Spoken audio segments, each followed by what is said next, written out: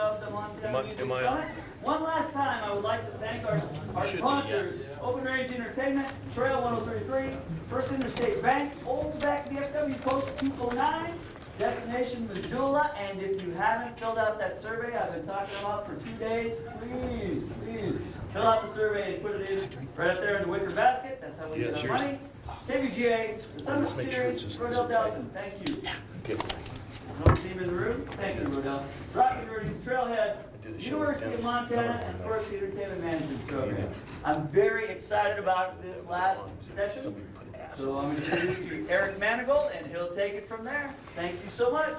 All right, this is the only panel between you and Saturday night in Missoula. So it's always fun to work the late show. I've been doing some research on Mr. Wicks, and first of all, I want to really thank him for joining us today. It's really fantastic to have an acting member of our modern music community not only live in Missoula, provide jobs, and I'm sure after his trip today he needs a cup of coffee, right? So the purpose of this panel and just a visit is to try and get a perspective on his impression of life in the life of touring and all the commitments that go around that. Because I wanted to paint a portrait of what it's like in an artist's life to be committed to touring and performing and writing and repeating over and over again. Yeah. So I have a couple questions for you, but I just want to give you a couple of statistics. This might be old. And I know you just made another trip. Since you guys started, you've traveled 378,034 miles. Wow. Not- Where'd you get that? Not including that flight today. You played LA 52 times, New York 27 times, Chicago 25 times, San Francisco 21, and Austin 20. Where'd you get those? I don't know. That sounds low to me, to be honest. Well, I'd say it's probably old. But anyway, every one of those statistics and pieces of data represent a lot of hours. Right, John? Yeah, I like it. So, before we go into sort of your history, maybe since it's so fresh in your day, as you're now a day in the life, tell us about what you did in the last 48 hours. Okay. Hi, everyone. Thanks a lot for having me. I really appreciate it. I'm honored to be here, especially in my hometown. In the last 48 hours, well, right now the band is sort of in between record cycles. So that means we don't really have a new single or a new record to support. So we're very fortunate in that our band plays music that lends itself to parties.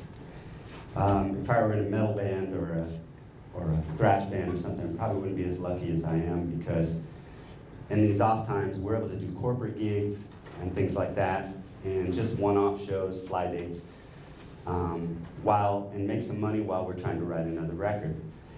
And so that's what I did this weekend. We were down in Anaheim at the new House of Blues there, and we played a show there. And then we did a corporate gig at a casino down in San Diego, or near San Diego. And so my day is pretty much, the Anaheim gig sucked because, well, the gig was great, but there's, 22 and a half other hours in the day where I'm away from my family and I have to figure out what the heck to do with myself. And usually that involves going for runs or trying to find the best coffee in whatever city I'm in. In Anaheim, that was tough. That's all pavement, and there's just shit coffee there. So San Diego's a little bit better. Where we were at, it was beautiful mountains all around, so I was able to just walk out my hotel and get into some mountains, which was great.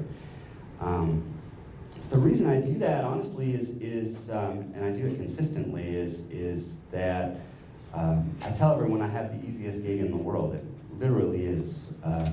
I don't even have to set up my drums anymore, and I just show up, sit down on the drums, and play for an hour and a half, make people dance and laugh and smile and have a great time and forget their worries. But so it's the easiest gig ever, but I'm away from my family. So it's funny, it's one of those things that be careful what you wish for, you might just get it, and it usually will happen exactly when you don't need it.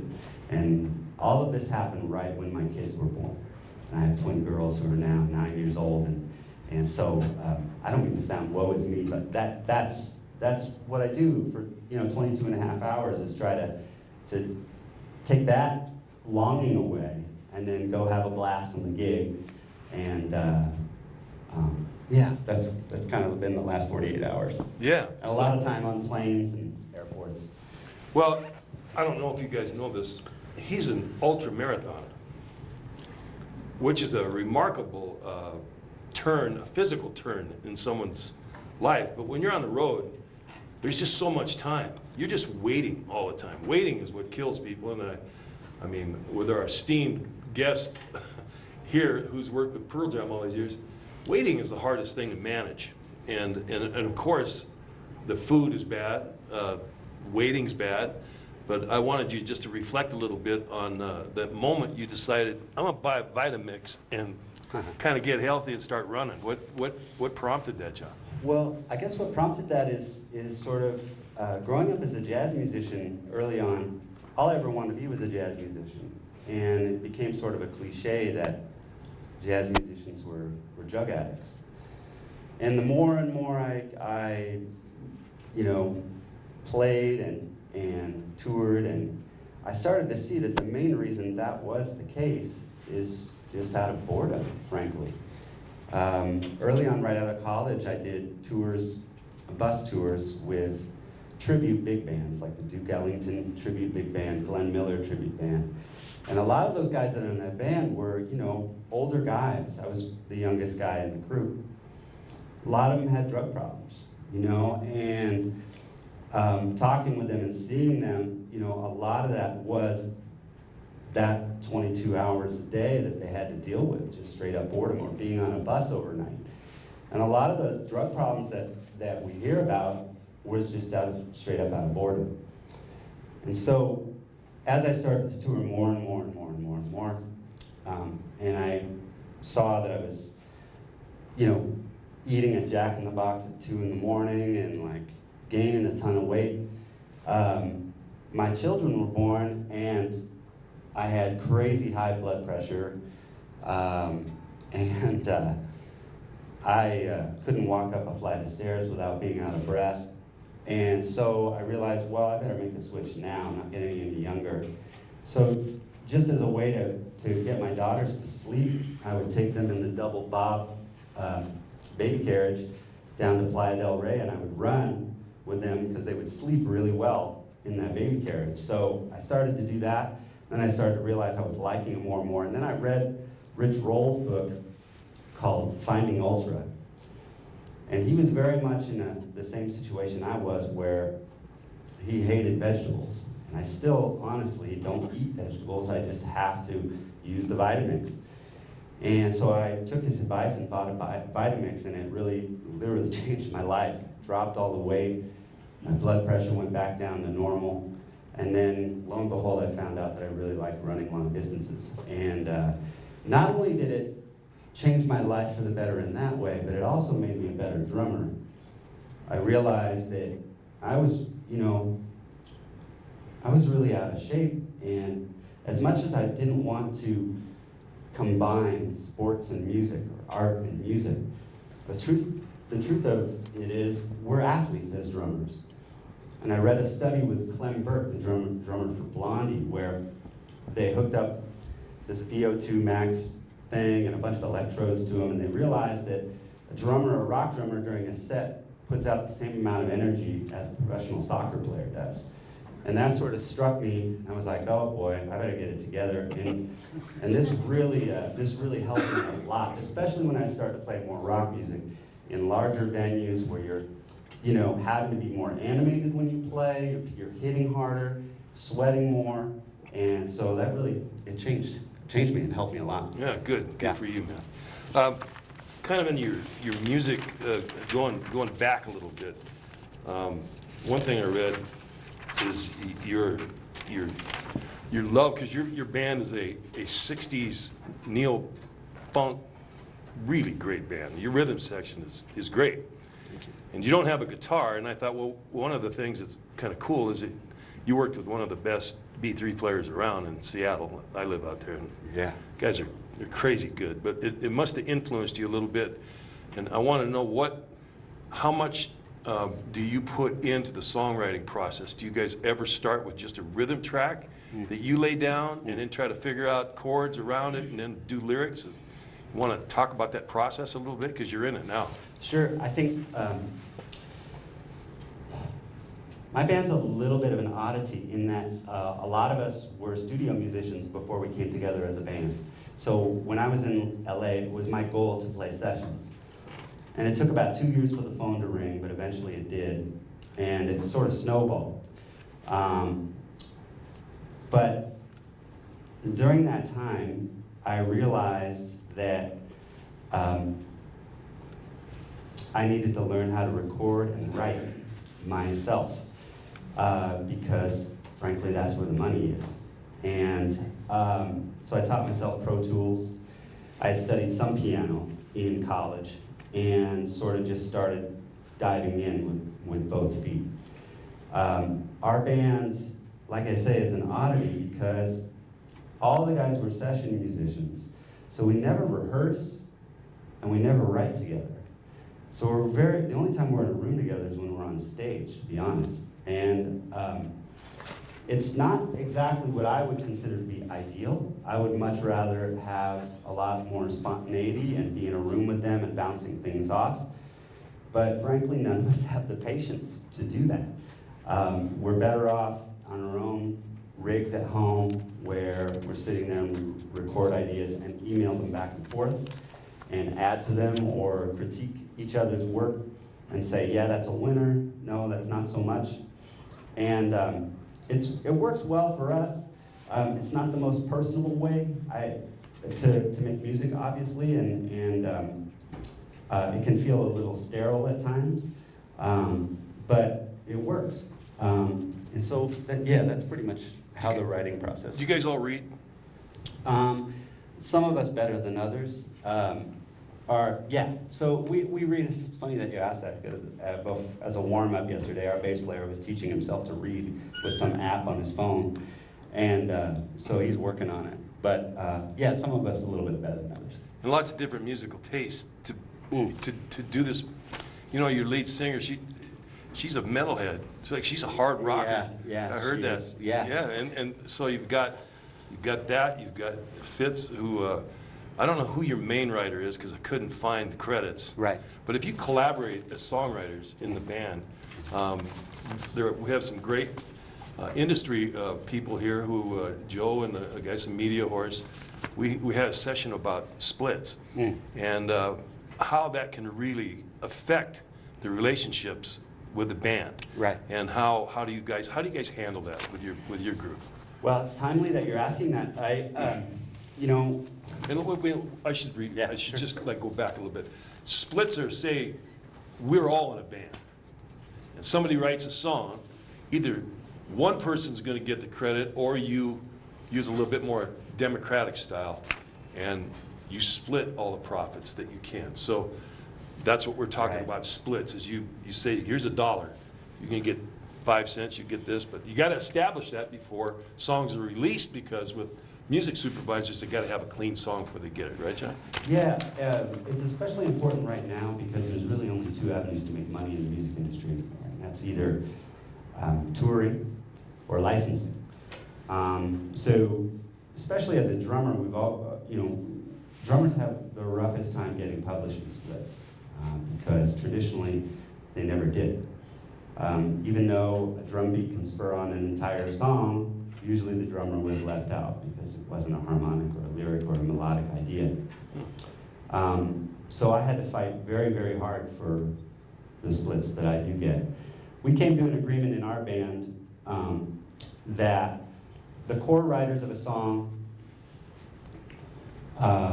say Fitz and Noel were the main writers of a song. Yeah. They split half, 50%, so 25-25. And then the rest of the band, or the entire band, splits the other half.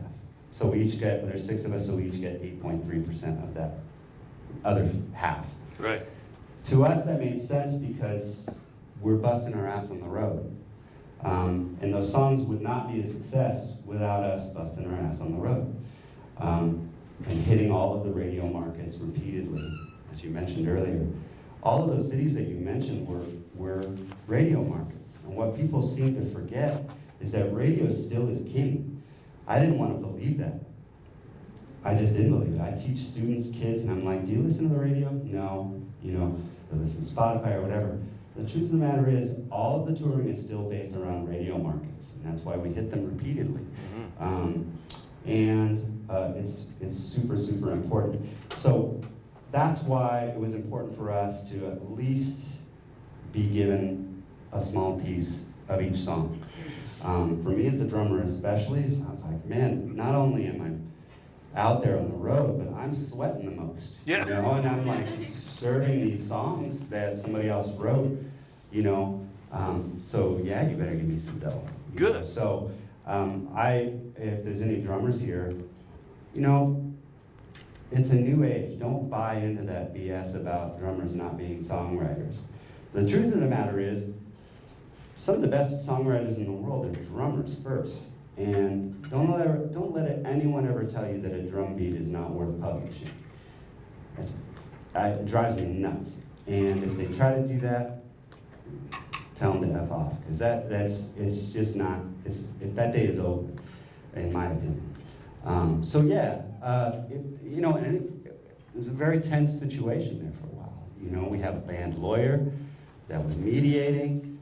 You know, there's some folks in this band that are greedy, you know? And so I would say if there's any point of contention within this band, it's publishing. And that's usually the case in every band that I've come across. It's a touchy situation. But I think as a drummer, the way you can also rectify that is learn some piano and write some stuff, you know? Don't just sit back and wait for it to happen. So I know there's no magic answer to this, but since you guys are under the hammer of having to put out a new record soon, I don't know what kind of timelines they give you, but I'm sure there's expectations. When you start a project like that, and you do collaborate, right? If something comes to you that you think you like, is there an A&R person involved with the selection of your rhythms and chord structures to fit today's radio and the marketplace? Yeah, there is. That was one of the, I guess, honestly, the only pitfall of signing with a major label, from my perspective. I don't like suits at all. I never have. I never trusted him at all. And so to have some guy telling us, well, that production's not right for the radio, it needs to have this certain sterile hand clap sound, it needs to have, whatever, that drives me absolutely nuts. But it is part of the game. We have an amazing businessman in the band, Fitz, who grew up bred for this negotiating. And I'm very, very lucky to have a guy who is able to play that game, because I certainly can't. So yeah, there is some A&Rs involved. And when we first got signed to Dangerbird Records, our first record, as you said earlier, was very much a Motown influenced vibe. Yeah. Which is why I got the gig. I mean, at that point I had recorded with Bruno Mars and CeeLo Green, and that's how I was recommended to Fitz, is because he was doing that old breakbeat sort of style that I had sort of specialized in. But from that record to the next was this huge jump stylistically, where we were starting to bring in 80s influences and drum machines and stuff like that. And then from that one, Fitz's goal was to swing for the fences and get on pop radio. And so we even took a bigger jump. It pissed off a lot of people, but for the amount of people that we pissed off, we garnered thousands and thousands of more fans. Yeah.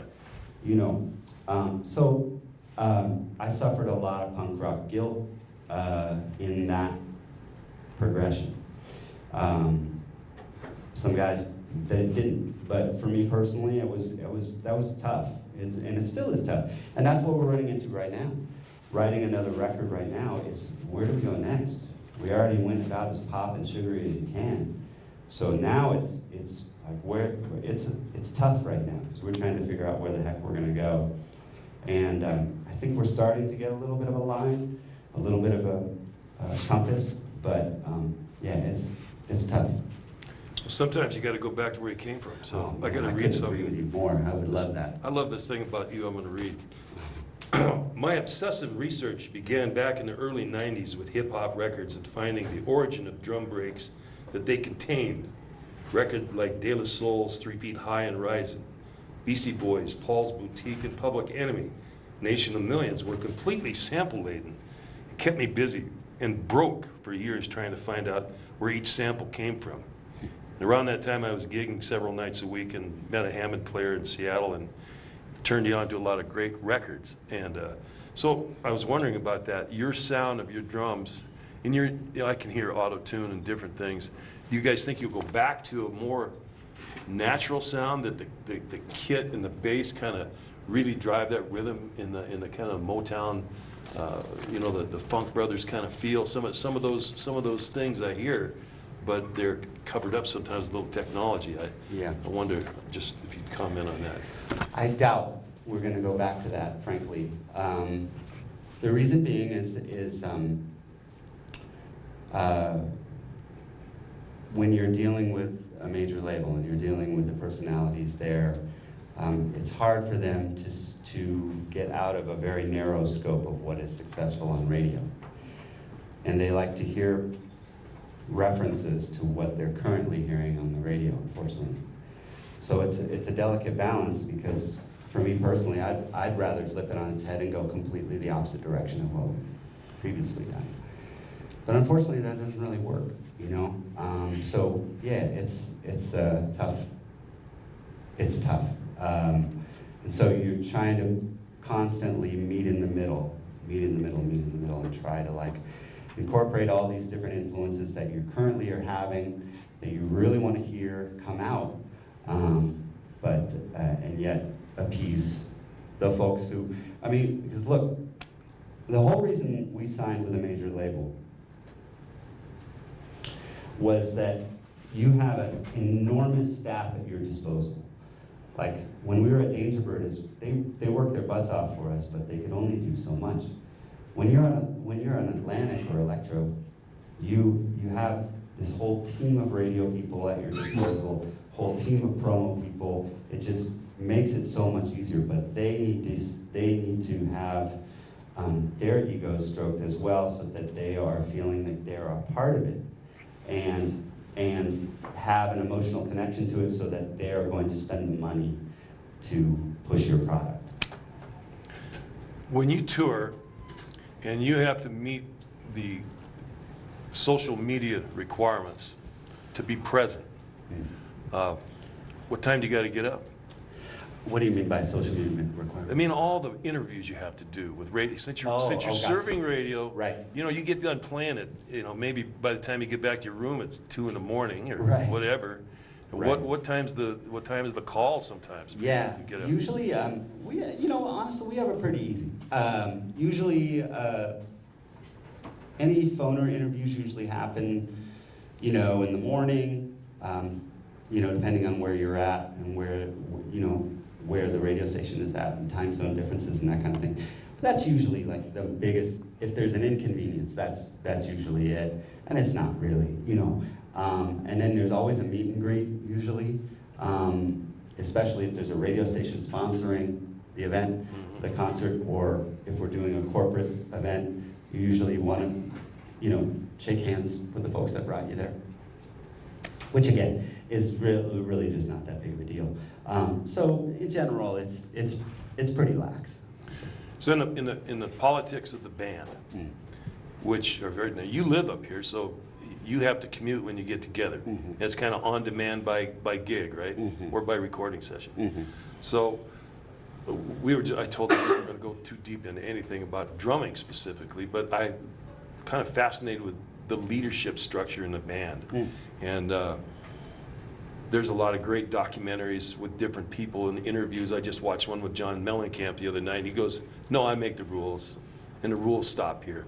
How's the situation in the band for ideas and just the basic direction of the group? Is there one person that Yeah. helps lead? Yeah, Fitz is very much an alpha male and very much a leader. As much as I have to say in the past I've disagreed with some of his decisions, I sort of have to eat a little bit of humble pie and say that a lot of his decisions paid off. I mean, so at this point, in December, we'll have been a band 10 years. And so after 10 years and seeing the rise of us, I sort of have to admit that he's a pretty smart guy.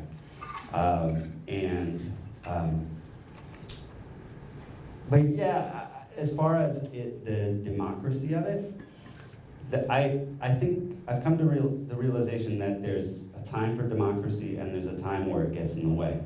And I think a lot of decisions I don't even really want to know about. And that's what, part of it is too, it's geographic. I chose to live in Montana. And so I chose to sort of leap out of that situation, and I can't really complain when I'm not involved in a lot of the decision making. Just because the industry is based there in LA. Everyone else lives in LA except for me.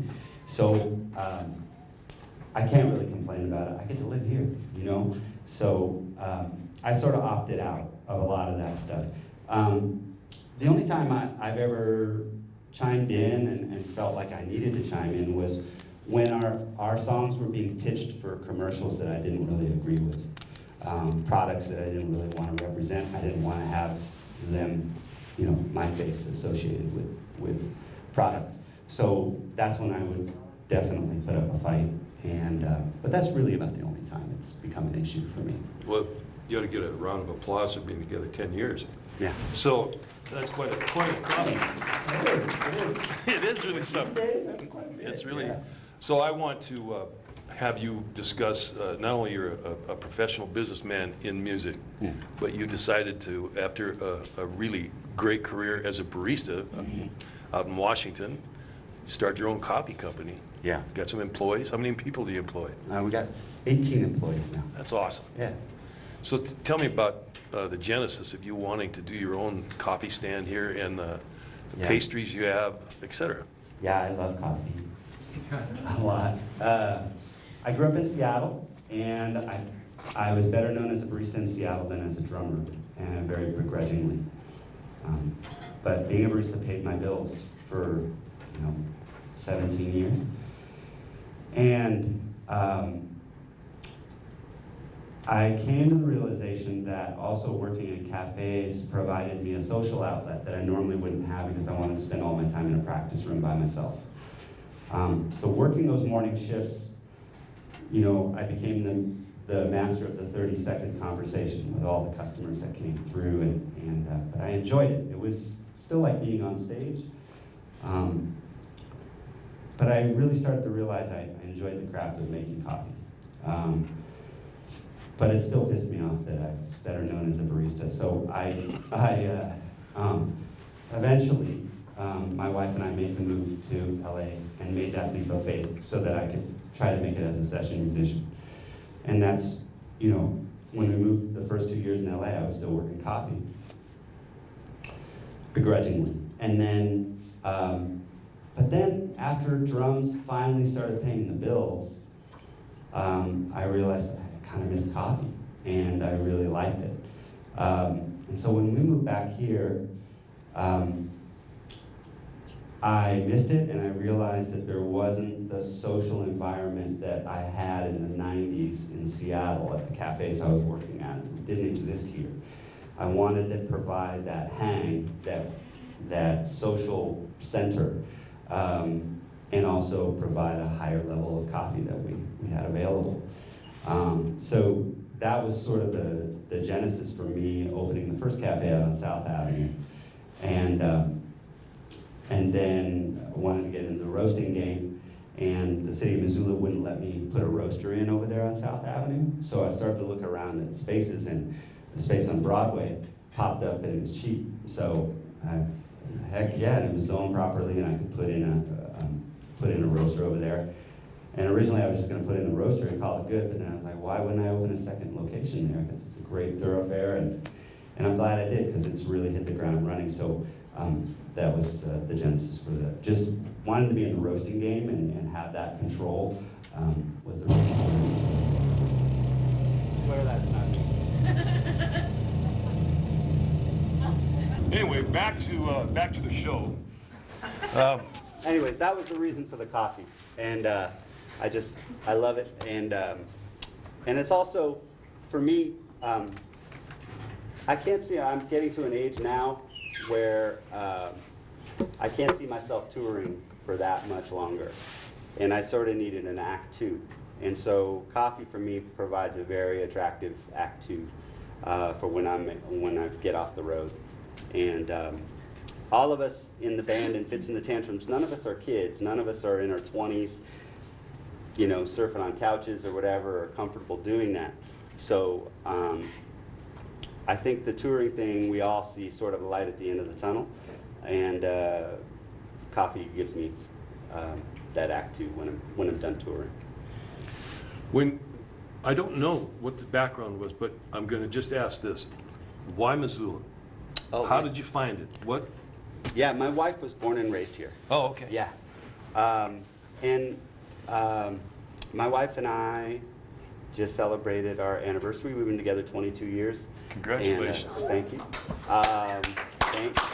And yeah, she was born and raised. We met in Seattle, and but we would come back here occasionally to visit her mom.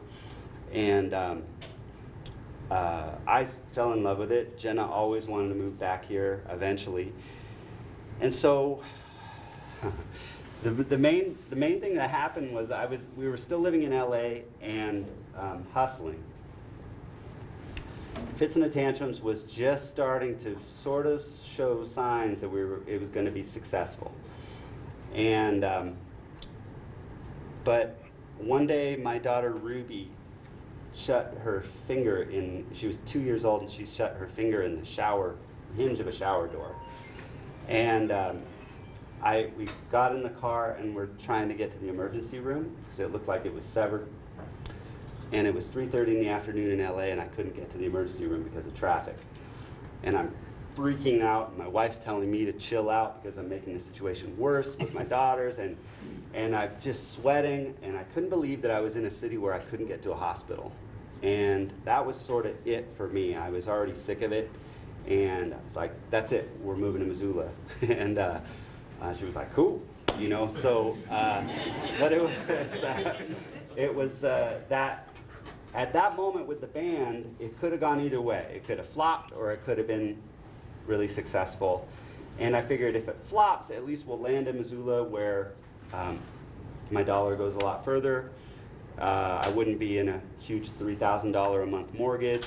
I was, you know, I was into it. And then I figured if it was successful, even better. My dollar goes further here. You know, I can do things like open cafes, and live in a nice house. And and the public schools here are amazing. LA, I feel terrible for my bandmates, man. They're paying like Ivy League's tuition for preschools. It's no joke. It's like 30 grand for just preschools for everyone's kids. And so I didn't want to deal with that. And so anyways, Missoula just provided all this awesome, welcoming stuff that I wanted to be a part of. So yeah, and family. On mentorship in the local scene, I know I have a lot of friends that are, you know, they do well, and they love Montana because your celebrity doesn't get in the way of your life. How do you feel about the local music scene when you have time to discover it here? Well, I have to say I really kind of agree with what Nick was saying earlier in the previous panel, where I feel like I feel like the younger bands really need to strive for something that's relevant and original, and not fall into the sort of standard Montana sort of vibe. Which by that meaning I don't want to sound like a jerk here, but it's easy to get into playing this sort of hybrid of whether it's bluegrass or jam bandy or whatever it is, because I think that's what Montana likes. And in reality, Montana really wants to hear new music. And if you really want to develop a following and have people show up to your shows at clubs, you need to do something new. And you need to do something that people haven't heard before and don't know what to expect. And I'd like to hear a little bit more of that. I'm encouraged, though, because even some of my staff at the cafes, the bands they're doing are weird, man. It's like weird, like downtown New York kind of 1970s, early 80s kind of vibe. Just, you know, very strange and dissonant, and I'm really into it. So I know it's out there, you know. I just think folks need to work a little bit harder here. And Would you ever consider producing? oh, absolutely, absolutely. What would be your vision of you as a producer, and what type of music would you Well, love to produce? to be honest, I would like to hear music that's not done on the grid anymore. I would love to hear music that's unquantized, and I'd love to hear I'd love to hear something that doesn't just sound like a Pro Tools grid. I'd love to hear just guys playing in a room with like a few mics and just get back to something like that. I don't really see that as being retro, per se. As a matter of fact, I think that's actually more edgy than anything we have going on right now. I mean, we can't get any more perfect in music. Like, literally now, it's gotten so freaking perfect that people are now nudging things to make them sound drunk. Yeah. Just freaking play, you know? Like, Yeah. stop worrying about gridding things up and making them perfect. It drives me absolutely nuts. And I include my own band in this gripe.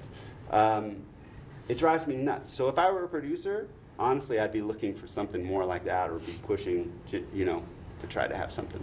Now, all of you might not know this name, but I had this album or a couple of his albums when I grew up. I don't know how I got to buy these albums in Glendive, Montana, but I'd find them in high school. But Ahmad Jamal Oh, wow. is somebody your parents played, Yeah. and was a big influence. Huge. And I just thought, personally, you might elaborate on that style of music and what captivated you to do that. And maybe, is that the platform you launched your decision to go into music? That's that record, the 1958 Live at the Pershing, Ahmad Jamal Trio is the reason I play music. And the reason it is, he had a drummer named Vernel Fournier from New Orleans. And Vernel played this amazing, it's called a second line beat on an arrangement of a standard called Poinciana. And I heard that and it just knocked me out. And I still listen to it at least once a week, still. We're talking like third grade, I heard that record. And that was it, that's all I ever wanted to do. I just wanted to sound like Vernel Fournier and play with Ahmad Jamal. I was really, really lucky in that I started college at Central Washington University, and then at a certain point I realized I needed to get my ass kicked and really get a feel for how good I was and how good I could be. So I moved to Boston and I went to Berklee College of Music. And I got a partial ride there, and but when I was there, Abe Laboriel Jr. was there, who plays with Paul McCartney. Little John Roberts was there, who plays with Janet Jackson. John Blackwell, the late John Blackwell, played with Prince for many years, was there. So many great drummers were there, man. It was just like, it was super intimidating. And I was still very much a jazz musician at that point. And then I was offered the opportunity to play with Ahmad Jamal. And his current drummer couldn't finish out a tour. I had met him, and he knew I was obsessed with him, so I was able to, he took a teaching job at Berklee, and then I was able to fill in for him with Ahmad. So before I had even finished college, I sort of reached my pinnacle goal of who I wanted to play with, and was able to do some dates with him. And then I tried to move to New York and make it as a jazz drummer, there and thinking that I was pretty hot shit because I had just played with Ahmad. And I lived on a bag of potatoes and Top Ramen for forever and just tried to get my drums in and out of cabs and on the subway. And then after a while, I just realized that I was seeing some of my heroes like Ben Riley, who played with Thelonious Monk, having to pass the hat at Sweet Basil's and like try to make some more money. And I was like, if Ben Riley can't get paid, how the hell am I going to get paid? And so I moved back to Seattle kind of with my tail between my legs at that point. And, but back to Ahmad Jamal, I mean, there was something in that. There was this beautiful freedom that he had, and yet it had this amazing groove. Right. That record, that song actually was one of the, I could be mistaken, but I think it's the only song. It was 1958, and it made the pop charts. That groove was so heavy. Wow. Yeah, it actually charted on the pop charts back then, and it was just a life changer for me. Absolutely. Well, it's the last session, and I'd imagine you guys have some really legitimate questions, but we have somebody here that wanted to ask a couple questions. So, Mike, I would love to hear what questions you might have for John. You know, I don't really have any questions. I mean, I think you've covered the gamut of the life as a musician, right? From A to Z. I don't think you've missed anything, actually. There's definitely hills and valleys. You want to be a creative anything, whether you're a writer or a musician, or actor, an actress, or not even an athlete. But if you want to perform for the public and get paid, there's hills and valleys. Probably Yeah. the greatest thing as a musician is, I mean, Paul McCartney's what, 75? As a musician, you can probably do your craft until you're ready to go, right? Absolutely. As an athlete, you have a very short limited window. But I don't know if there's anything about being a musician that you haven't covered. So, all Well, that. I will say, thank you. I will say one thing I would like to say to any musicians out there, is that the one thing I realized, hindsight is 20/20. And we always talk about being starving artists. And I think the one thing I realized that I could have done better was to stop spending money. I think we satiate ourselves by either buying, like for me, it was like buying multiple sets of drums or cymbals or whatever it is, or maybe you're into cars and you want to appear successful before you are actually have the financial means to do it. I think I would have been quote unquote successful a lot earlier had I just led a more minimalist lifestyle. And I know minimalism is kind of like this kind of cheesy catchphrase right now, but there's something to it, and I would suggest to any artist or anyone is just stop spending money. Buy something, buy a reliable car, get insurance, health insurance, whatever you can get. Buy one set of drums if you're a drummer. Buy one good guitar, whatever it is, but just stop going to like Urban Outfitters and buying like a t-shirt with a tree on it or whatever. Just go stand next to a tree, you know? Like, whatever it is, you know, to satiate your ego, to give yourself the feeling of success. Stop it.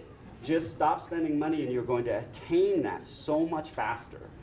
And I shot myself in the foot more times than I can count, you know?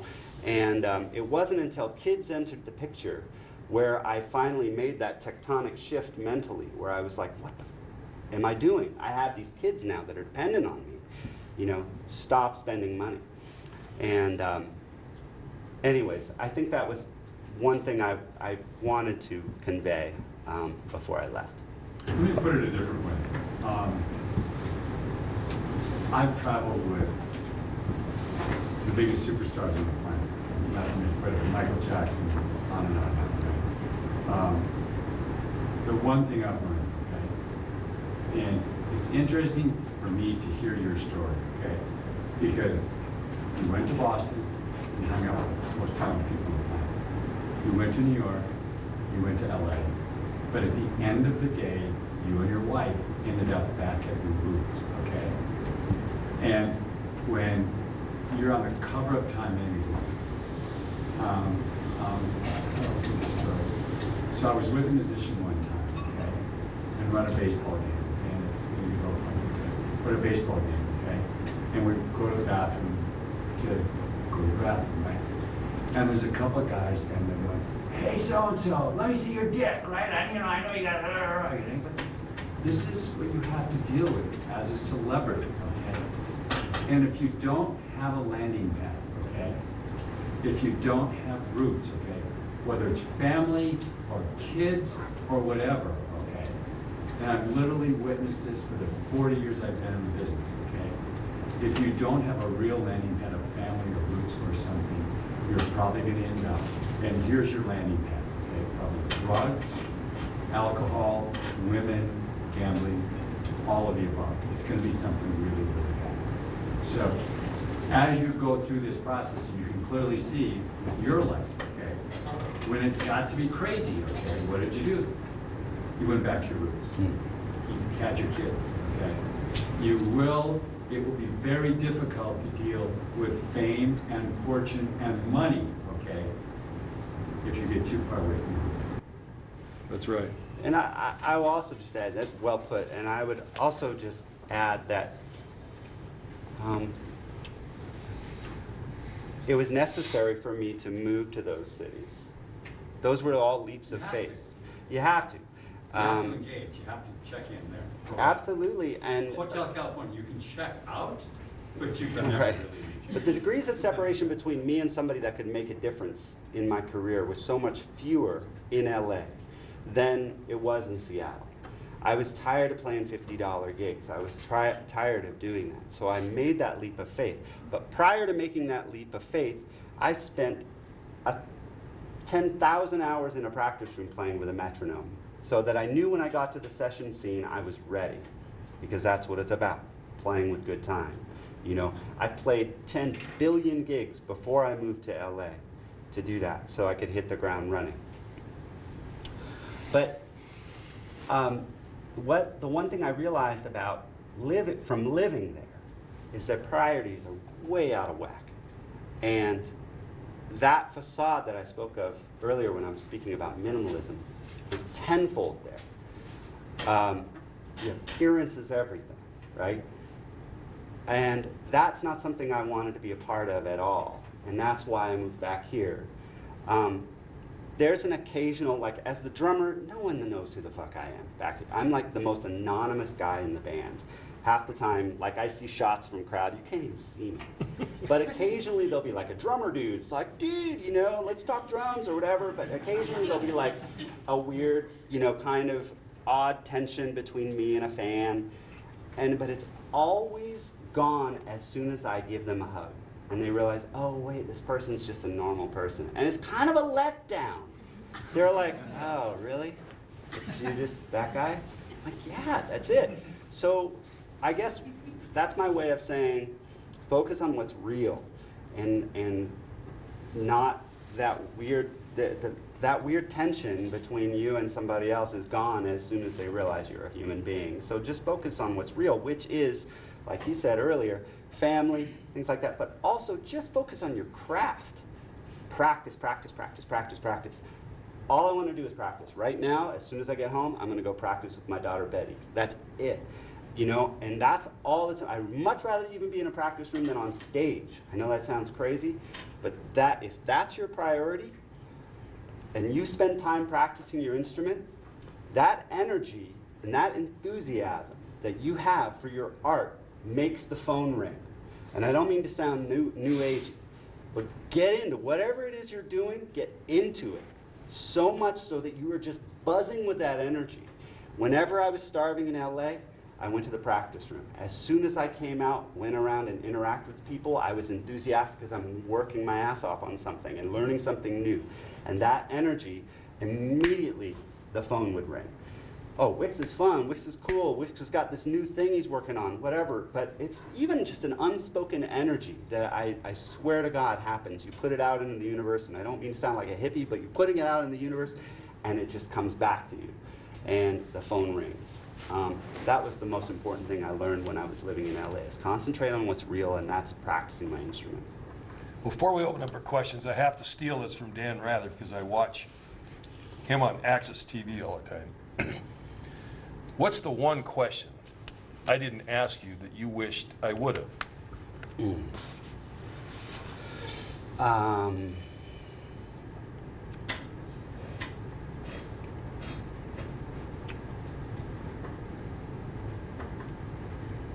Was it worth it?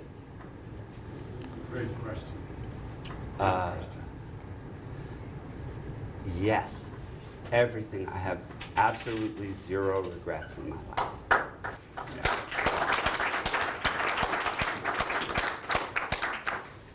Could I add in your practicing too, I don't care what you're doing in today's world, okay? If you want to be happy and successful, okay, you have to work hard and be engaged in whatever you're doing, okay? Absolutely. Because if you're not, it's going to show up right away on your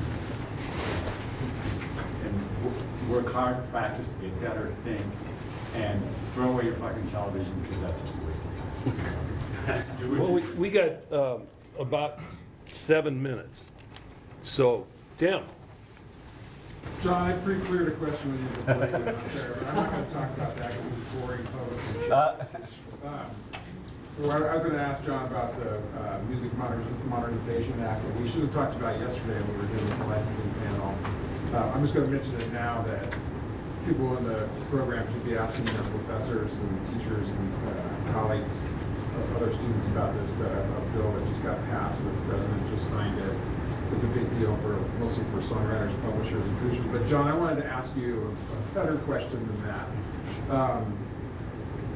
Now that you're back at Drum Coffee and you're running a business, and you referred to your your 30 seconds with each customer in the morning and how you got off on that, or that made your defined you at that time, and you found energy and passion in that.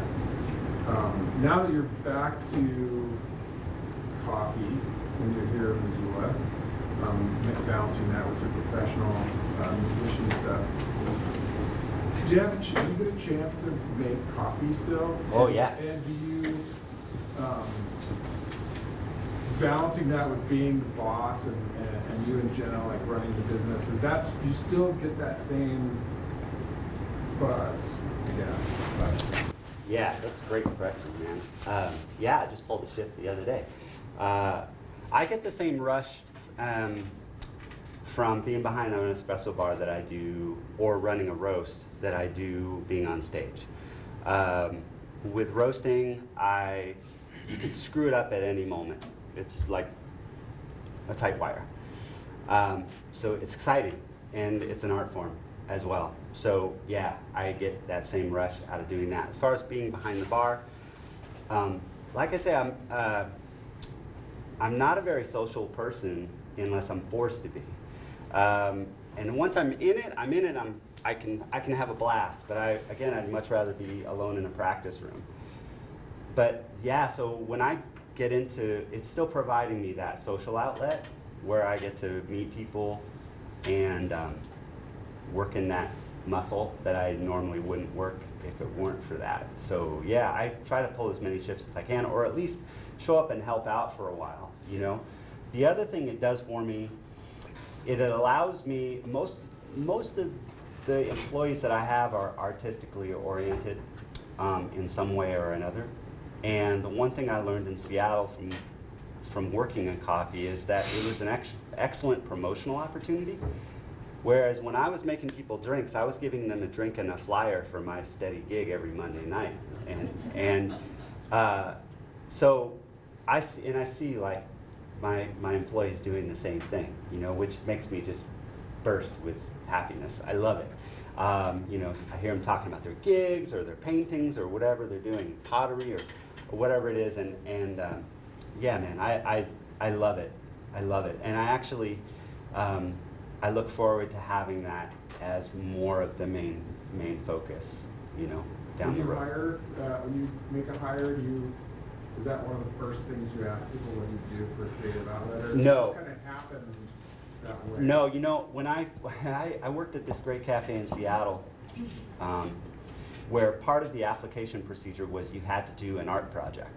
So for me, I wrote a song for the cafe, brought in a jazz trio, and performed it in the cafe, and then I was hired. You know, and I always thought that was the coolest thing ever. What cafe was that? That was Uptown Espresso. And it was great. And I thought about doing that, but then at the same time, I also didn't want to exclude certain folks. So it's all, at this point, it's vibe. You know, if someone comes in for a job and I can see that they don't feel as though good customer service is below them, that's who I want in there, you know, and I don't even need previous coffee experience. It's actually, sometimes it's better if not, because I don't have to break old bad habits or whatever, you know, so. Anyways, yeah. Thanks, Tim. Should I call him on? It's your floor. Okay, yeah, please. As a dad and two 9-year-old girls, how do you inspire them to practice? Are you just out there practicing with them to inspire them, or are they doing it on their own? Right, I never use the word Take away their practice. phone. Okay. I never use the word practice. I always say play. Play. So go play your drums, go play your violin, go play your piano. That's the first step. Sometimes I let it slip practice, but it always comes back to bite me. So, and then it's tough. Like my daughters are, even though they're twins, they're polar opposites of each other. One responds really well to me being next to her. The other one doesn't want to have anything to do with me and is worried more about making mistakes around me, which is a drag. Because I love mistakes, but yeah, so it's a balance, definitely. But just trying to encourage mistakes and explore the mistake, and let them realize that mistakes are the only thing you're ever going to do that's original. So make as many mistakes as you need to make, and so trying to push that ego-less, goal-less sort of practice, and just working in small pieces is the main thing I try to focus on. Charlie, hope that answers. I know that you seem a little constrained with what you get to do in Fits for Tantrums, and I know you're a jazz drummer and you get to play jazz very often, and maybe you could tell these guys some of the other musical projects that you're doing outside of. Yeah, it is constraining. So to stay creative, I open cafes, but I also practice as much as I can, and on my own, and just work on different aspects that I find are weak in my playing. But then I also have a concept for, you guys know the band Gorillaz? Yeah. I'm a huge fan. And they really inspired me to incorporate animation and music.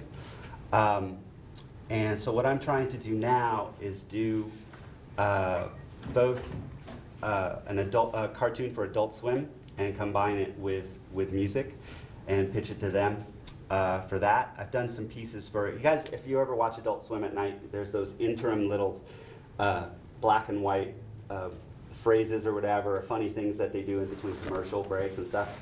And there's all this weird music. So I've been writing music for that, and you can hear some of the stuff is on there. And that stuff really inspired me. It's how I found out about artists like Flying Lotus and Hudson Mohawk and a bunch of really cool electronic artists I found out just by sitting with my Shazam app in between commercials on Adult Swim and finding out who they were.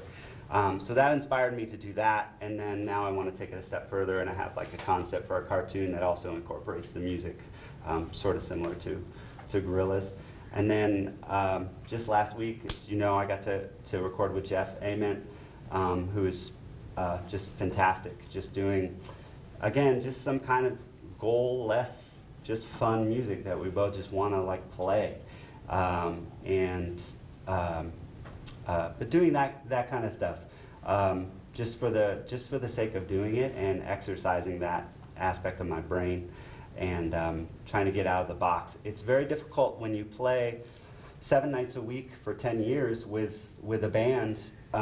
It's a certain muscle group, but physically, but also mentally, and trying to get out of that to try to think non-Fits in the Tantrums is it has proven to be very, very challenging for me, and like just trying to get out of that box a little bit. And it's both just for writing for the band, so that we're doing something different, but also just for my own soul.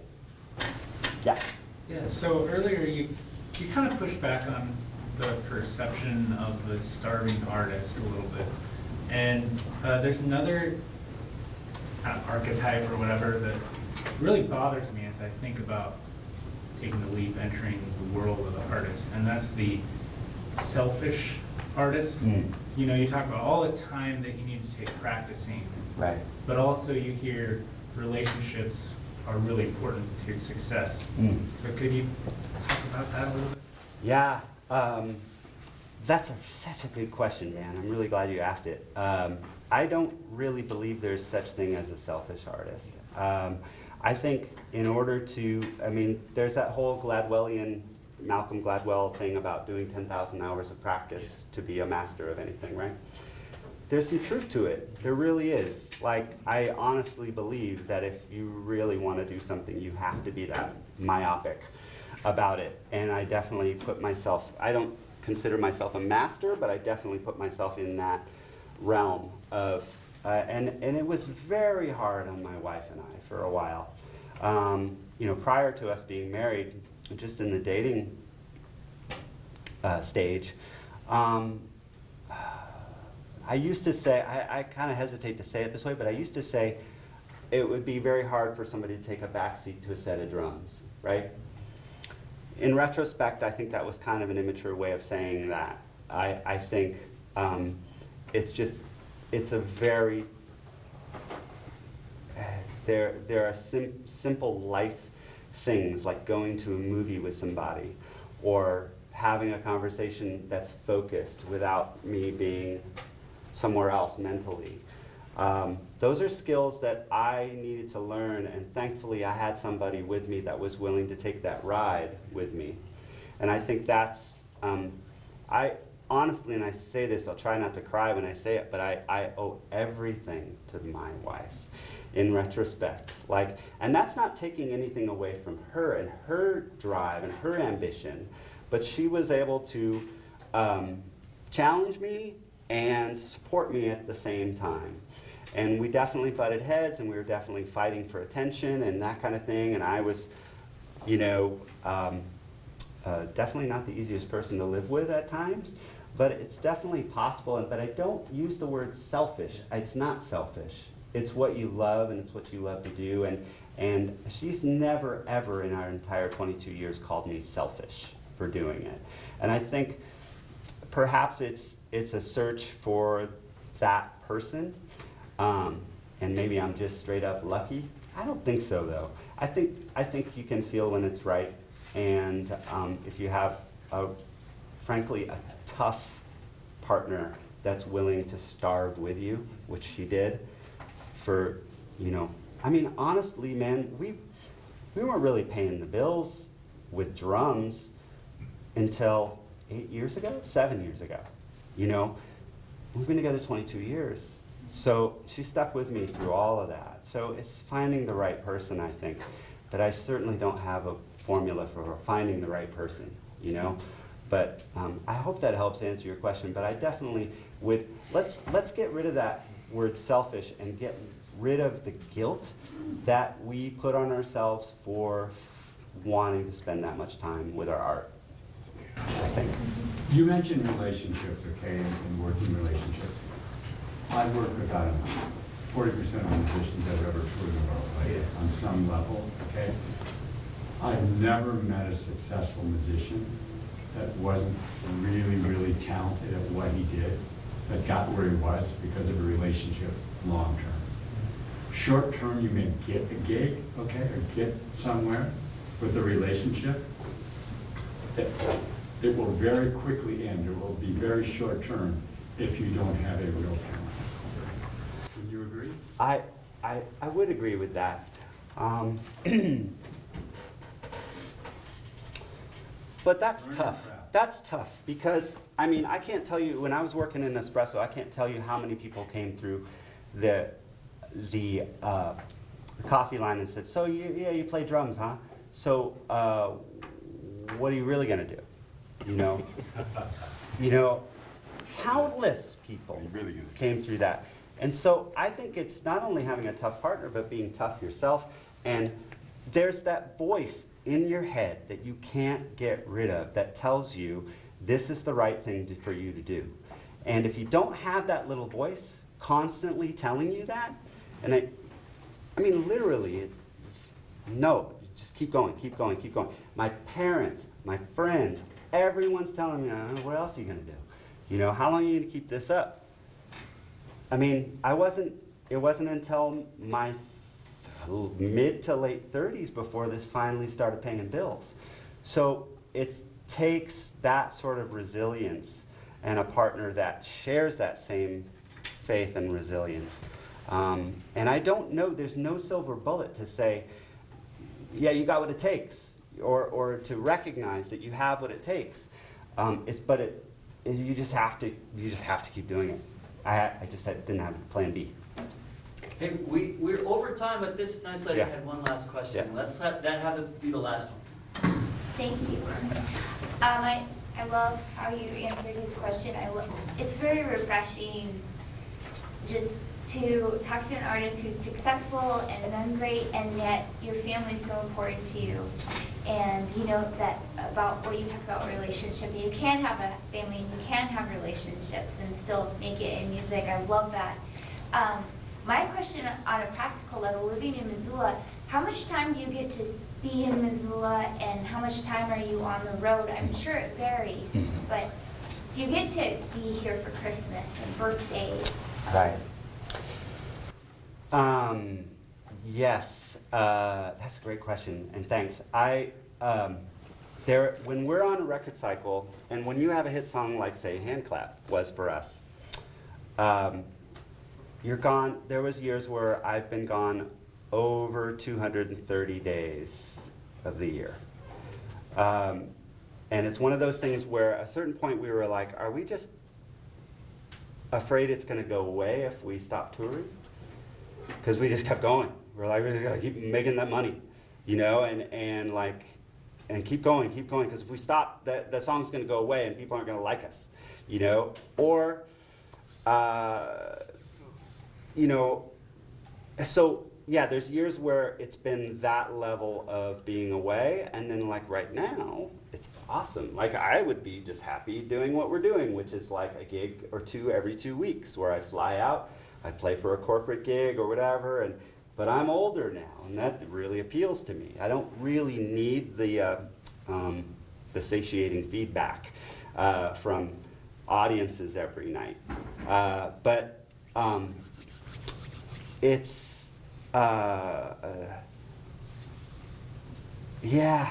I've missed so much.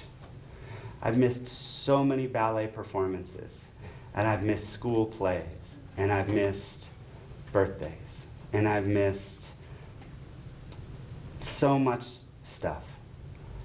But what am I gonna do? I mean, I've been doing this since the 3rd grade, you know? And I'm providing for my family by playing the drums. And I never have a plan B, right? This is what I signed up for. And honestly, this is what my wife signed up for too. So by proxy, this is what my kids signed up for as well, whether they knew it or not. But now it's like this awkward situation where there's this dynamic of, I go to their elementary school and I get the look from all their friends, just like, you're the hand clap guy, you know, and the girls, I can kind of see they kind of like having the rock star dad, you know? And so now I'm like, well, shit, when am I gonna be able to get out of this thing, you know? They kind of like this whole dynamic, you know? And so, I'm sort of kidding, but sort of not at the same time. So now it's this weird sort of period where I get a taste of the good life because I'm home. We're able to make a comfortable living only playing a couple of gigs every couple of weeks, but we also are assigned to Elektra Records, and they want another record and another hand clap, and they need us to go out on tour again. So we're all kind of waiting for the other shoe to drop, both in a good way and a bad way. So it's a weird state of limbo that I'm constantly in. The hardest part was, or is, but especially when they were babies, going away for that amount of time and then coming back and having that emotional detachment, like, I don't really know who you are, you know, with my daughters. And that, it's now that they understand why I go do it, and they see the benefits of why I go do it. They have a nice house, and they get toys, and like this kind of thing. And we make a comfortable living. They get it now. They're old enough, but when they were babies, oh God, it just would tear your heart out. Come home after being gone for 6 weeks, and getting a hug was just like, what? Who are you? That was really tough. It was super, super tough. But it's paid off. I promise it was worth it. Well, thank you, John. Yeah, no, thank you, man. Thanks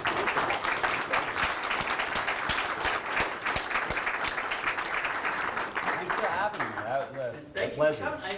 You had to make all those plans, you had to make that Oh, stuff to man. get here, It's thank all you. good. All good. Hey, and thank you, everybody that came out for this inaugural Montana Music Summit. How cool is this? Thank Thanks you. a lot, man. Really nice questions. Very, very cool. Well,